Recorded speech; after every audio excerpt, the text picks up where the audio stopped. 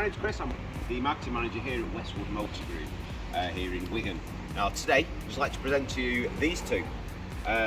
These are the Kia Niro in 2 spec. Now, we had a whole bunch of them delivered the other day, only in these 2 colours though. But as you can see, neither of them is particularly offensive. You can tell by the detailing on the front that these little blue flourishes, and more especially the green bit on the number plate, that these are both fully electric battery vehicles, or battery electric vehicles if you like, that's the proper term. And unusually for us, both of them are up for grabs. We've got them in, they've been delivered, they're brand new, and they are currently activated. So if you're quick, you could be driving one of these. So let's have a tour of them and we'll figure out why you should be wanting to drive them. So first of all, so open them, you can see they've both got the electric wing mirrors that are folding out. Completely unremarkable these days, but it is still a cool feature and I do enjoy seeing it happen. Now I'm pretty sure that I've walked up to these with my key in my hand and they've actually automatically, on occasion, walked out, had the wing mirrors extend. So let's have a wander out. So you can see that the electric charging point, if I can get the thing to open, is here at the front. There you go. So you can take the regular Type 2 socket, but also you can see that it'll also take a faster DC charge if you have the chargers that have that larger attachments there. So obviously it's right at the front, so you can just drive straight in and charge your vehicle. I think it's got a 64 kilowatt battery if memory serves, which on these vehicles is probably good for, depending on where you read, between 240 to nearly 300 miles. You'd have to be driving very gingerly to get that, but that is still a decent range for what is a medium-sized car. So anyway, just like to wander around. So you can see you've got the nice shiny alloy wheel. Oh, I don't know if you picked up that, I didn't touch a button, that's extended out on its own. Moving around the back, again you've got the blue accents there, eco-electric. Now let's open this up. Okay, so in the back of this one, obviously you've got a storage bin for your charging cable. Under the floor, you've got space for another charging cable. Now some of those, we're still waiting from Kia to get the 3-pin plug, so for the time being, this should be more than sufficient. Obviously you've got your Kia branding on the charging cable as well. Obviously adjustable load cover, but you can see that there's a 60-40 split on the rear seats, as well as anchoring for child seats as well. Obviously this is a family car, so of course you're going to get anchor points. Okay, moving around.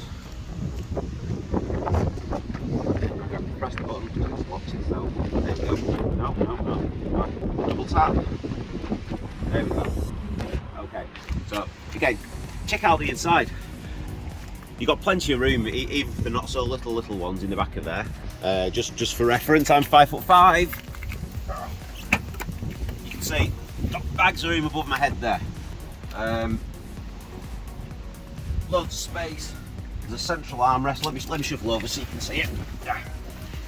Central armrest, couple of cup holders, few lights, headrests and electric windows. Yeah, not too shabby. So anyway, if you'd like to join me in the front.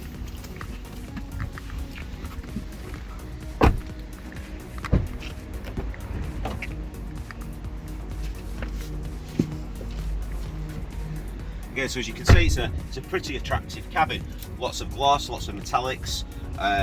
Everything's logically laid out. I mean, Kia do an absolute meanlining, logical, well-equipped cars. Again, this isn't the absolute top of the range model, but it's still got probably more kit than you get in anything else that hasn't been significantly upgraded. So let's pop these down there. Obviously, with it being an electric car, you don't have a gear stick. You've got this lovely rotary selector, which is reminiscent of its larger siblings like the Kia Sportage and the spectacular Kia EV6. So it's a nice floating area. There's no cogs, there's no levers, there's no mechanics. This is pure electric, so you don't need a lot of that gubbin. So this space can be used for something else. You've got a large space there to plonk things on. I'm going to plonk the keys. You've got this nice retractable load cover. And I don't know if you can see, you've got these cup holders, which you just push the button and they flick round for when you need to hold cups, and they extend back to make a useful space for when you don't. There's also another space there just beneath the armrest. So again, lots of practicality there. So if we switch it on, you can hear the typical Kia little fanfare that you get. The push button start,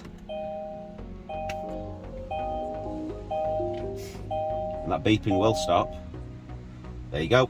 Okay, so it's just telling me it's ready to start driving. It's reminding me that that door's open. It's saying it's got 197 miles range, and this car's done 53 miles in total from brand new. So I'm presuming that's 197 miles is what's left after it's driven 53 miles. So it reckons 250 miles, just this car reckons it will do based on what it's driven already. So let's see what it's got. So on the steering wheel, you've got plenty of controls there. You've got voice control, you've got sections for your mobile phones, volume for your stereo. You've got these buttons which are, that's obviously you've got cruise control, that's lane keeping assist, and you've got radar cruise. So essentially this car will just keep itself a set distance from the car in front. So if that car in front's doing 50, you've set it to 60, it'll go, oh yeah, that car's going a bit slow, I'll match the speed until you either overtake it or turn that feature off, either or. So here you've got the paddle shifter controls. Now unusually on an electric car, normally you think, well, why have I got gear shifters on a car that doesn't have gears? This has actually got little battery logos on it, and it's the first electric car I've seen do that, which reminds you, yeah, it's not gear selector, this is controlling the amount of regeneration. So you can go between pushing your brakes and it attack, and it goes full on mechanical braking like you do with a regular car, or it will ease to regenerative braking, which has a slightly different feel to it, but it's when your momentum gets fed back into the battery to boost your range. That's what those little logos mean. It's sometimes a little ambiguous on other electric vehicles. So again, the binnacle, the instrument binnacle in front of you is nicely laid out. There's various different options there. To be honest, I don't probably need to explain them. You've got power use, charge indicator. However, if you press the little power button here, where there was a power button, where was the power button? There. No, not that one. Oh. I'm looking for the drive mode. Oh, yeah, the one that says drive mode. No. Okay. If I push this button while you're looking at the dash there, let's feed you in. So you've got eco mode, normal mode, and sport mode, and you can see that you get a little subtle animation, which again, it's always nice to see. It's nice when they put a little bit of kind of a little bit of frippery, a little bit of just something for you to look at, which is more than just functional.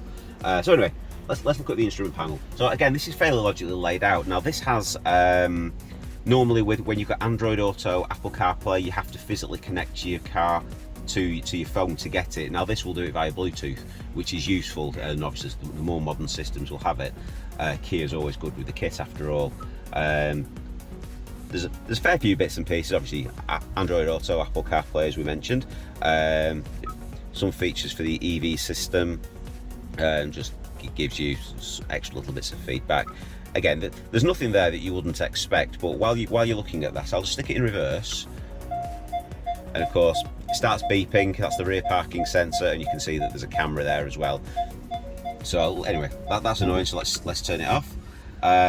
You've got all the climate control bits and pieces there. Is that heat or is that heated seats? I'm not 100% sure on that one, but I reckon that might be heated seats, but don't quote me. Actually, no, that's heated for the windscreen, I think. So yeah, no heated seats here. Yeah,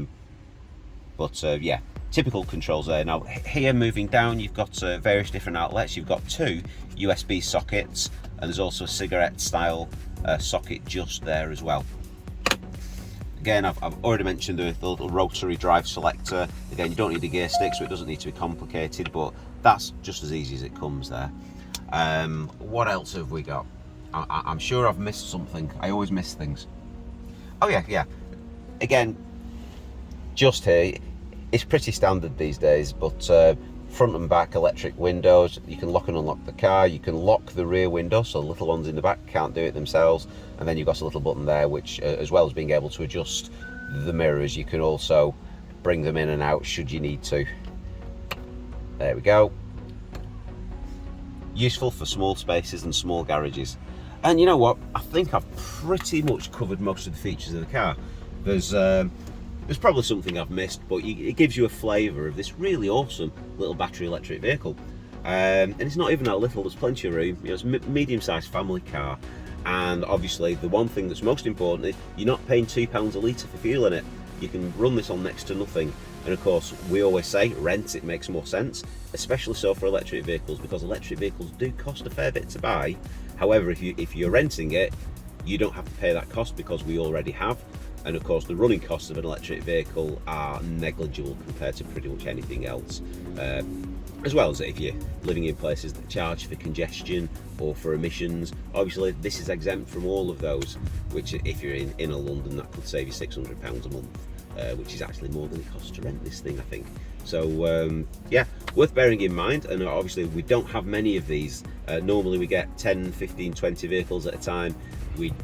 I think we've got less than 10 of these. So if you want one, get in touch soon because they won't last long. So once again, thank you very much for watching, and look forward to seeing you soon. Take care.